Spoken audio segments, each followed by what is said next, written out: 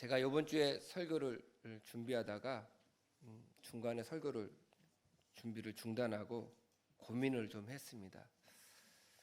그 이유가 제가 이렇게 2월 달에 이런 설교 말씀을 준비를 해야지 생각하고 쭉 했던 설교가 있어서 그거를 막 준비를 하고 있었는데 명절이 탁 끼더라고요. 그래서 이 명절을 생각 안 했던 건 아닌데 그래도 이 명절에 우리가 어떤 말씀을 좀 나누면 좋을까? 준비된 말씀을 나누는 것이 좋을까? 아니면 또 다른 말씀을 나누는 것이 좋을까?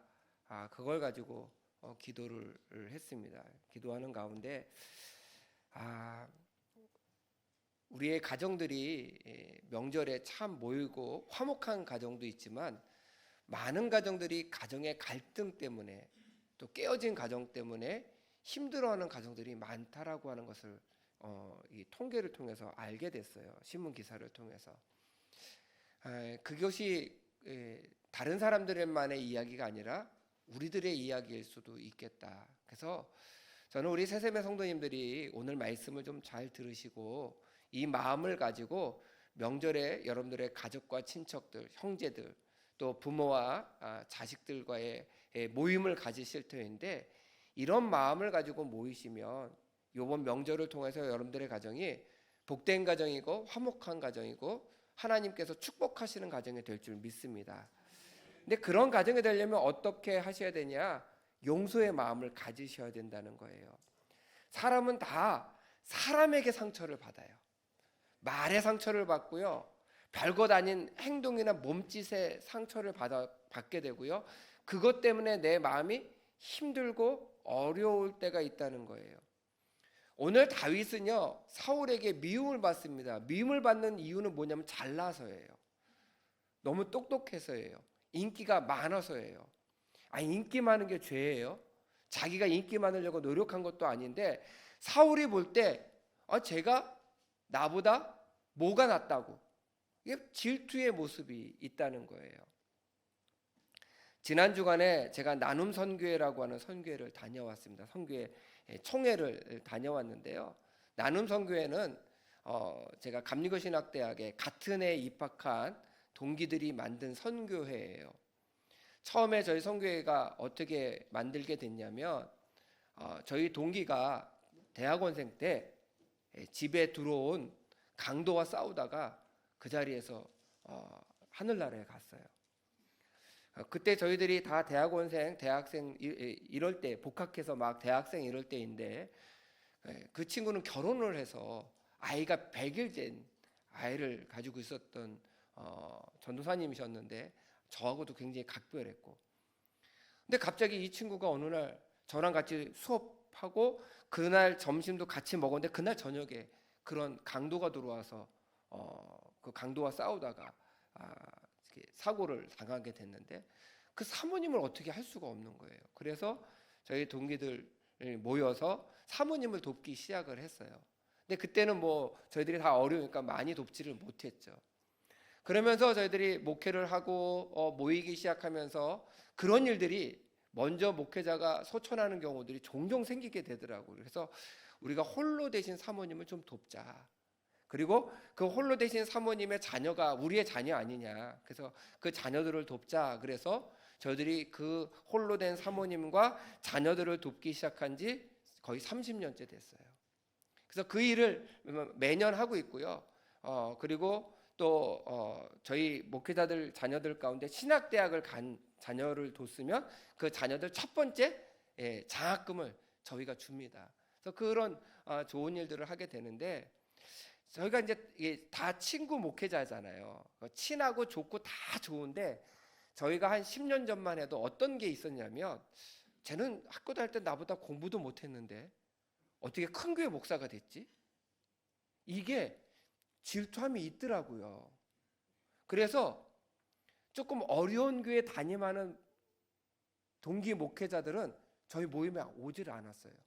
그 모임에 온 목회자들은 그래도 어느 정도 목회의 사이즈가 있고 또 와서 그래도 뭐 커피라도 한 잔 살 수 있는 사람들만 모였는데 저희 동기들이 그래서 잘 목사님들이 잘 모여서 해마다 회장을 뽑고 총무와 서기를 뽑는데 이제 이거를 뽑다가 3명을 뽑는 게 너무 어렵지 않냐. 그래서 총무는 무조건 회장이 되고 그다음에 서기는 무조건 총무가 되고 그래서 우리 서기만 뽑자.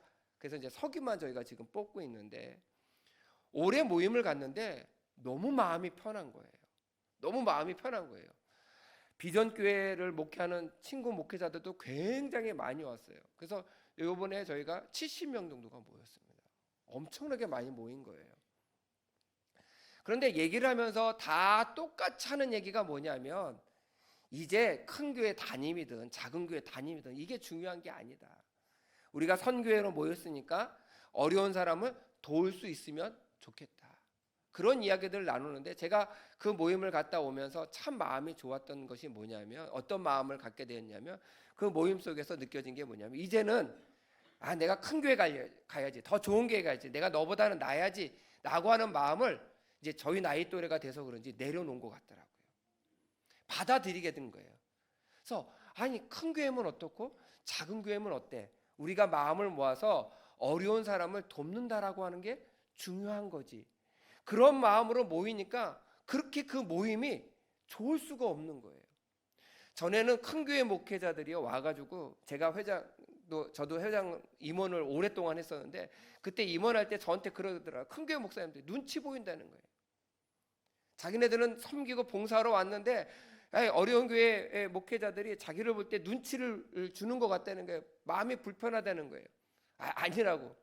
또 어려운 교회 목회자들이 저를 향해서 와서 얘기하는 거예요. 큰 교회 목회자들이 너무 거들먹거린다고. 아니라고 막 중간에서 참 어려운데 몇 년 전부터 그런 것이 싹 사라지더니 정말 사랑이 넘치는 모임. 그래서 요번에 얼마나 좋았는지 몰라요. 얼마나 좋았는지.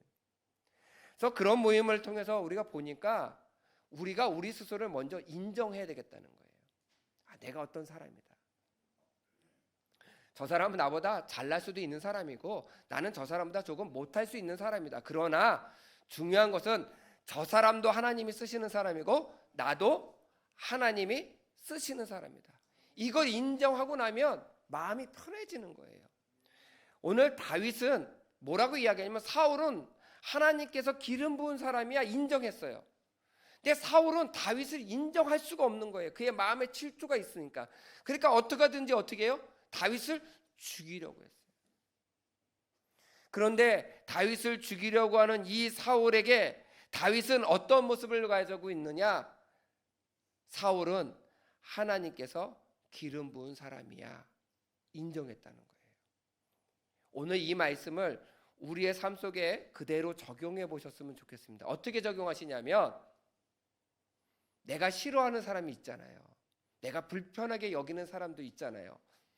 제가 조금 더 과격하게 표현하면 꼴 보기 싫은 사람도 있잖아요. 너무 고개를 강하게 끄덕이시면 안 됩니다. 하여튼 있잖아요. 그런데 그런 사람도 하나님께서 만드신 사람입니다. 이거를 인정하셔야 돼요. 우리 옆에 사람 얼굴 쳐다보시고요. 당신을 하나님께서 만드셨습니다. 한번 해보세요.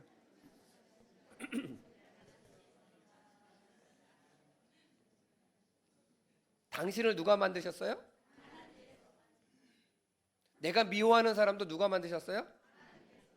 하나님께서 안 만드셨으면 좋으실 뻔했는데 그 사람도 하나님이 만드셨다는 거예요.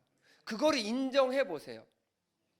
그 마음을 내려놓아 보시면 오늘 다윗처럼 나를 죽이려고 하는 그 원수 같은 사울을 죽일 수 있는 기회가 있었음에도 불구하고 다윗은 이렇게 이야기합니다. 왕을 하나님께서 기름 부은 사람입니다. 인정했다라고 하는 거예요. 제가 오래전에 유튜브에서 어떤 동영상을 보게 되었는데 9.11 테러가 있었을 때 테러로 자녀를 잃었어요. 그 빌딩에 있었다가 그 테러로 말미암아 그 자녀가 죽었어요. 그 부모의 마음이 얼마나 아팠겠어요. 그런데 그때 비행기에 탔던 테러범의 부모가 테러로 죽은 9.12 테러 때 죽은 그 자녀들의 부모에게 와서 사죄하는 동영상이 떴어요. 그런데 그 중에 한 부모가 당신도 자녀를 잃었고 나도 자녀를 잃었고 당신의 자녀 때문에 내가 나도 자녀를 잃었지만 당신도 얼마나 마음이 아플 거냐. 당신이 용서를 구하니까 나도 당신을 용서하겠다. 그리고 그 사람에게 가서 그를 꼭 안는 제가 동영상을 몇 년 전에 본 적이 있습니다. 그 안는 그 장면이요, 뭉클하더라고요. 이 부모가 너 자식 때문에 내 자식이 죽었어 라고도 할 수 있잖아요. 그런데 이 부모는 무엇을 인정했냐면 당신도 자식을 잃은 부모 아니냐. 테러범의 부모지만 자식을 잃은 거는 당신이나 나나 똑같다라고 인정하는 순간 용서할 수 있는 마음이 생겼다는 거예요. 우리가 세상에서도 그 사람을 인정하기 시작하면 용서할 수 있는 여러 가지 이유들이 생기게 되는데, 우리가 예수 그리스도를 믿는 사람으로서 하나님께서 우리를 사랑하시고 용서하신 그 용서의 은혜를 누린 우리가 다른 사람을 용서하지 못한다라고 한다면 얼마나 잘못된 모습을 가지고 있느냐는 거예요. 그래서 우리가 먼저 인정해야 될 것은 무엇이냐? 저 사람도 하나님께서 만드셨습니다. 지으셨습니다. 그렇기 때문에 저 사람도 나와 생각이 다르고 내가 미워하고 내가 이해할 수 없는 그런 사람이지만 원수처럼 여기지 마시고 평생 안 볼 것처럼 여기지 마시고 저 사람도 하나님이 만드셨으니까 언젠가는 하나님께서 저의 마음을 바꿔주시겠지. 기도하면서 기다릴 수 있는 마음을 가지시기를 부탁드립니다. 제가 요 근래 목사님들하고 이야기를 이렇게 하다가 어떤 목사님이 그런 얘기를 하시는데, 희한하게 요 근래 제가 그런 그 문장을 많이 들었어요. 그 문장을 많이 들었는데 그 많이 들은 문장이 뭐냐면 우리 성도님들도 너무나도 잘 아는 문장입니다. 사람은 고쳐 쓰는 게 많이 들으셨죠? 그 말을 들으시면 이해가 되세요? 그렇죠? 이해가 돼요. 그럼 제가요 그 말씀을 우리 성도님들에게 적용을 해볼게요. 성도는 고쳐 쓰는 게 아니다. 기분이 어떠세요? 좋을 수가 없어요. 말이 안 되는 거예요. 사람이 바꾸려고 하면 안 돼요. 바꿔지지가 않아요. 그러나 하나님께서 바꾸시면 인간의 본성조차도 바꾸시는 분이 우리 하나님이시라는 거예요. 근데 우리가 세상의 말을 교회 안에서도 얼마나 많이 하는지 몰라요. 한 사람이 정말 잠잠하다가 어느 날 갑자기 옛 성품이 탁 드러났어요. 그러면 딱 뭐라고요? 역시 사람은 고쳐 쓰는 게 아니야. 그거는요, 제가 이렇게 말씀드릴게요. 그렇게 말하는 사람은요, 생각이 안 고쳐진 거예요. 하나님의 은혜로 생각이 고쳐지면요, 그런 말을 할 수가 없어요. 나 같은 죄인도 용서해 주셨는데 저 사람도 하나님께서 용서해 주실 것이다. 그런 마음으로 우리가 저 사람과 나를 인정하면 어떻게 해요? 그 사람을 용서할 수 있는 마음을 갖게 된다라고 하는 거예요. 사도행전 7장 60절 말씀에 보게 되면 스데반을 죽이려고 하는 사람들이 돌을 들고 와요. 스데반을 막 돌로 칩니다. 스데반이 죽는 그 순간에 뭐라고 기도하였느냐? 우리 성도님들이 다 아시겠지만 주여 이 죄를 저들에게 돌리지 마옵소서. 이렇게 할 수 있었던 이유가 뭐예요? 예수님께서 십자가상에서 돌아가실 때 주여 저들의 죄를 용서하여 주시옵소서라고 기도하셨던 그 기도를 스데반은 들었을 겁니다. 아, 예수님께서 용서한 사람을 내가 용서 못할 사람이 없구나 깨달은 거예요. 인정한 거예요. 그래서 스데반도 자기를 죽이는 그 사람들을 향하여 주여 이 죄를 그들에게 돌리지 마옵소서라고 외치면서 죽음을 맞이했다는 거예요. 저는 우리 새샘의 성도님들이 이번 명절을 통해서 상대방을 인정해 주시기를 부탁드립니다. 저 사람도 하나님이 만드셨고 저 사람도 언젠가는 하나님께서 저의 마음을 바꿔주시고 고쳐주시고 좋은 모습으로 인도하여 주실 줄 믿습니다. 그런 마음으로 인정하시면서 용서할 수 있는 마음을 갖는 새샘의 성도가 되시기를 간절히 부탁드립니다. 두 번째는요, 우리가 넓은 마음을 가지셔야 돼요. 넓은 마음을 가지셔야 되는데, 용서라고 하는 단어를 제가 국어 사전에서 좀 찾아봤어요. 이렇게 돼 있더라고요. 지은 죄나 잘못에 대하여 꾸짖거나 벌을 주지 않고 너그럽게 보아줌. 여기서 제가 중요하게 생각하는 게 뭐냐면 너그럽게 보아준다는 거예요. 용서는요, 어떻게 해요? 너그럽게 보아줘야 돼요. 너그럽게 보아주려면요, 우리가 정말 열심히 기도하셔야 되는 게 있는데 뭐냐면, 하나님 제 마음을 넓게 하여 주시옵소서. 이걸 기도하셔야 돼요. 밴댕이 소갈딱지가 되면 안 돼요. 마음이 좁아지면 안 된다는 거예요. 마음이 넓어져야 돼요. 어떻게 넓어져야 되느냐? 하나님의 마음을 담게 하여 주시옵소서라고 기도하셔야 돼요. 우리가 우리 주위에 어렵고 힘든 사람들이 있으면 돕고 싶은 마음은 누구나 다 가질 수 있습니다. 그런데 나에게 못되게 하고 나를 힘들게 만들고 나를 괴롭게 만드는 사람에게 좋게 대하는 것은요, 쉽지가 않아요. 그럴 때 기도하셔야 돼요. 너그러운 마음을 가질 수 있게 해달라고. 오늘 5절 말씀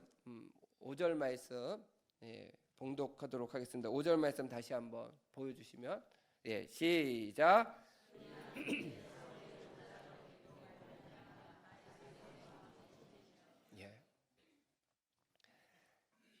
다윗의 부하들이요, 사울을 죽입시다. 다윗이 안 된다고 말리고요, 사울의 옷자락을 끝을 칼로 이렇게 뱄어요. 근데 그 다음에 나오는 성경 말씀이 참 기가 막히죠. 마음에 뭐가 있다고요? 찔렸대요. 왜 찔렸을까요? 저는 이 성경 말씀이 이해가 안 됐어요. 왜 찔렸을까요? 죽인 것도 아니고 죄진 것도 아니고 사울 왕을 살리려고 하는 거고, 옷을 찢었다라고 하는 것은 내가 당신을 죽일 마음이 없습니다를 증명하기 위해서 옷을 벤 거잖아요. 그러면 떳떳한 거 아니에요. 그것을 옷자락을 보이면서 사울 왕이요, 내가 당신을 죽일 마음이 있었으면 벌써 죽였을 겁니다. 이 옷자락 보세요. 안 죽였잖아요. 그러면 당당한 거 아니에요? 근데 왜 찔렸을까요? 왜 찔렸을까? 그 이유는요, 아주 간단해요. 하나님께서 기름 부은 자의 몸에 손을 대는 것에 대해서 찔림이 있었다는 거예요. 그를 철저하게 인정해 줬다는 거예요.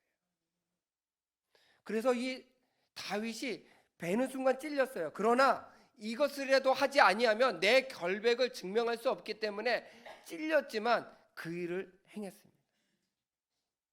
다윗이 이 옷자락 베는 것조차도 마음에 찔림이 있었다라고 하는 마음은 어떤 마음을 가지고 있냐? 다윗은요, 넓고 넓은 마음을 가지고 있었어요. 우리가 생각할 때 이 정도는 할 수 있지 라고 하는 마음이 아니라, 하나님의 사람인데 내가 이러면 안 되지. 우리가 이 다윗처럼 다른 사람들을 넉넉히 용서할 수 있는 마음을 달라고 늘 기도하시기를 간절히 부탁을 드립니다. 우리가 우리의 삶 속에서요, 넉넉한 마음을 갖는다라고 하는 것은 쉽지가 않아요. 그래서 제가 지난주에 설교를 드리면서 드린 말씀을 혹시 성도님들이 기억하실 거라고 저는 믿습니다. 그런데 그 말씀에 뭐라고 하냐면, 하나님께서 나에게 베풀어 주신 은혜를 기억하라라고 하는 말씀을 드렸어요. 그 은혜를 기억해 보세요. 우리가 성도 여러분들 잘 생각해 보세요. 어떤 사람이 있어요. 그 사람이 나에게 10가지를 잘했어요. 한 가지를 실수했어요. 뭐가 기억에 남아요? 근데 내가 다른 사람에, 그 사람에게 9가지를 잘하고 한 가지를 실수했어요. 나는 뭐가 기억이 나요?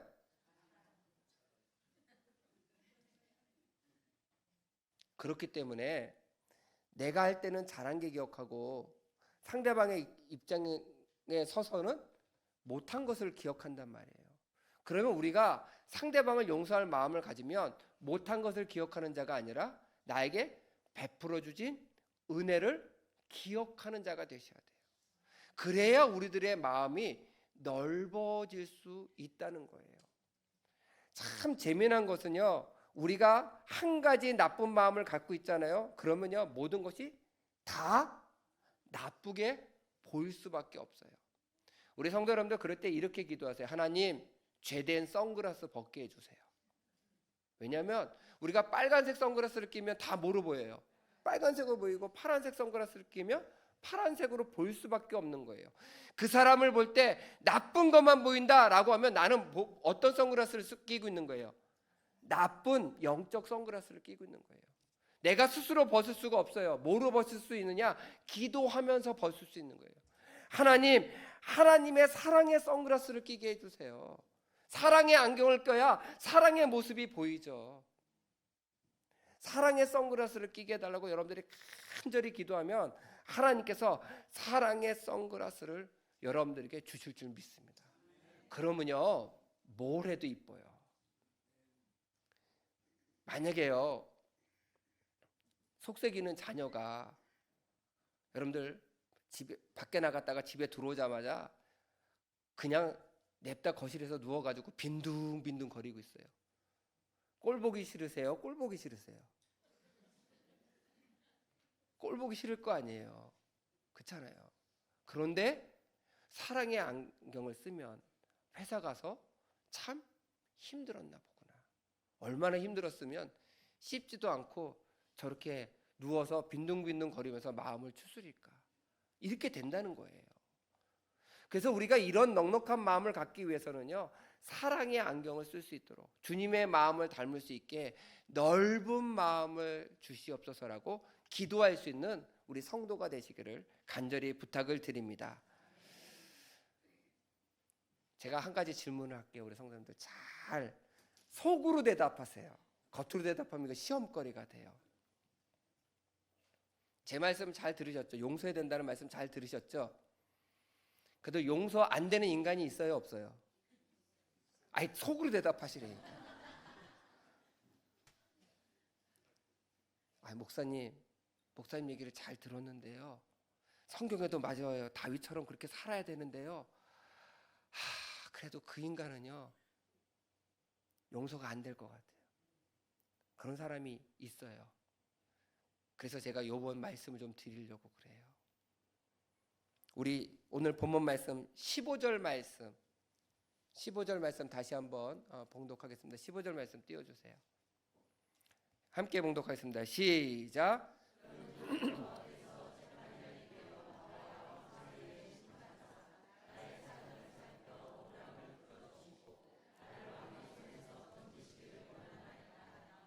아멘. 여기서 중요한 것은요, 나와 왕의 사이를 심판하여 주시옵소서. 이 말씀을 제가 오늘 설교 본문에 이렇게 제가 적었습니다. 하나님께 판단을 맡기는 자. 하나님께 판단을 맡기세요. 우리가 참 재미난 거는요, 용서는 천천히, 판단은 빠르게 해요. 근데 이 말씀을 뒤집어서 해보세요. 판단은 천천히, 용서는 빠르게. 이러면 이 세상은 아름다워질 거예요. 근데 우리는 뭐를 어떻게 해요? 용서는 천천히 하고 판단은 빨리 해요. 판단을 우리 성도님들이 얼마나 빨리 하시는 줄 알아요? 딱 보자면 머리 바뀌었네. 우리 여자분들이 남자분들에게 물어보시면 참 어려운 질문이 있어요. 뭐가 바뀌었냐고 물어보시면 잘 모르지만 여자분들은 어떻게 그렇게 잘 하시는지 모르겠어요. 나 뭐 바뀐 거 없어? 그러면 정확하게 맞추시더라고요. 벌써 맞춘다라고 하는 건 뭐예요? 그 사람에 대한 판단이 끝났다는 거예요. 근데 우리가요, 사람을 판단할 때 물론 첫인상이 중요하지만 판단은 천천히 하세요. 그럼 내가 발견하지 못한 모습도 어느 날 발견하게 되더라는 거예요. 제 이야기를 하나 할게요. 제가 잘 아는 목사님 한 분이 있는데 저랑 잘 안 맞아요.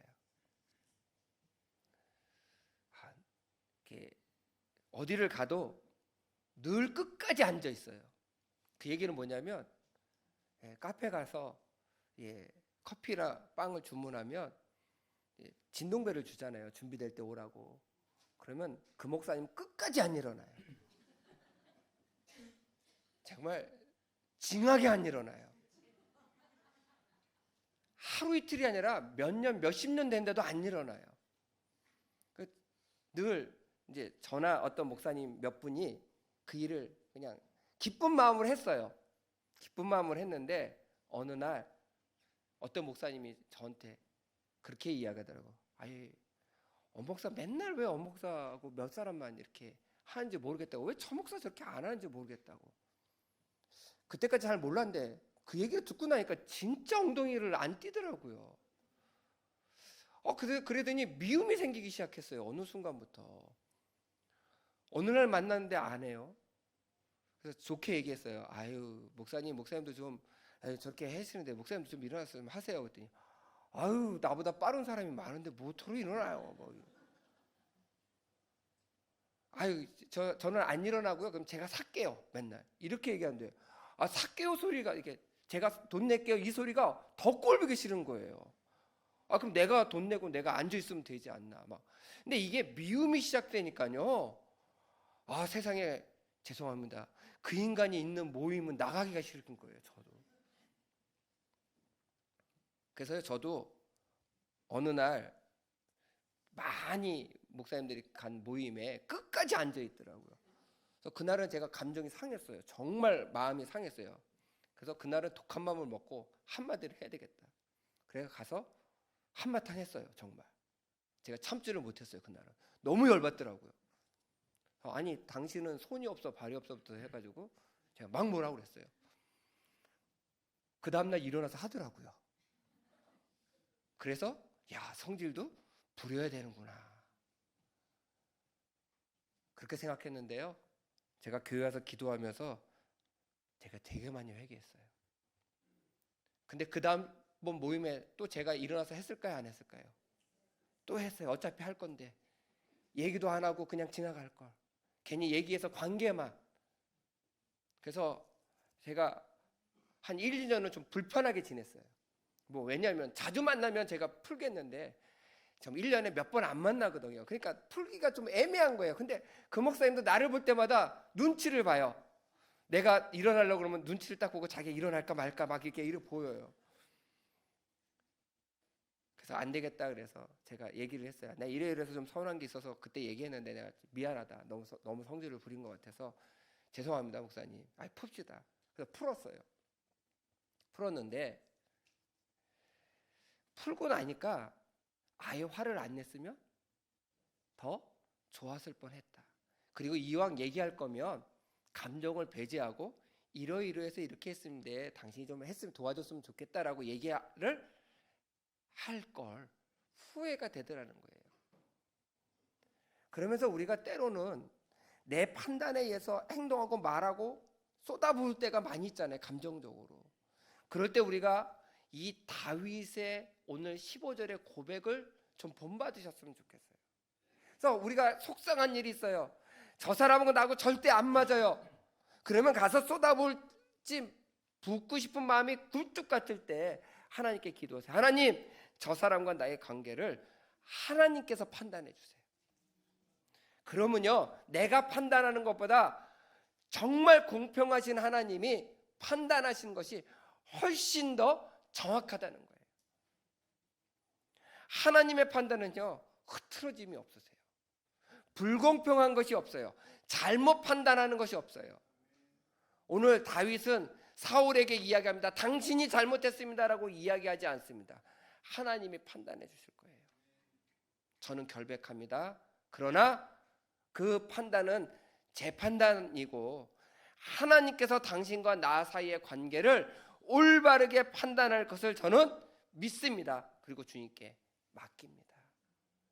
그러는 순간 사울이 다윗을 죽이려고 했던 마음을 내려놓고 예루살렘 성으로 돌아가게 됩니다. 결국 다윗의 넉넉한 마음으로 사울을 품고 용서할 수 있게 되었다는 거예요. 저는 이런 사랑의 모습, 용서의 모습이 이번 구정을 통해서 우리 새샘의 성도님들의 가정 가운데 그대로 이루어지시기를 간절히 부탁을 드립니다. 가깝기 때문에 용서를 구하기 어렵고 용서하기 어려울 수 있어요. 말을 먼저 내뱉기 어려울 수 있습니다.